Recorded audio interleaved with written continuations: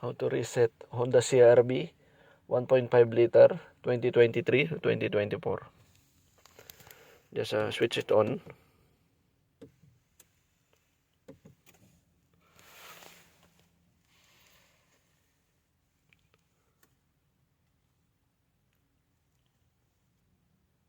And just use this button, this one and this one. Scroll down and okay, this one.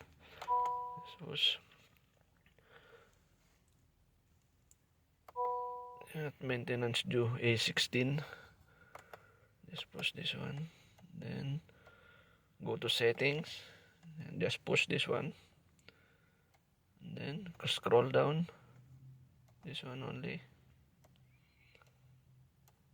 Scroll down until you see the maintenance reset. Then push. And then see, scroll. All due, all items. We reset all due items. Okay. Reset completed. Okay, get it back. That's all.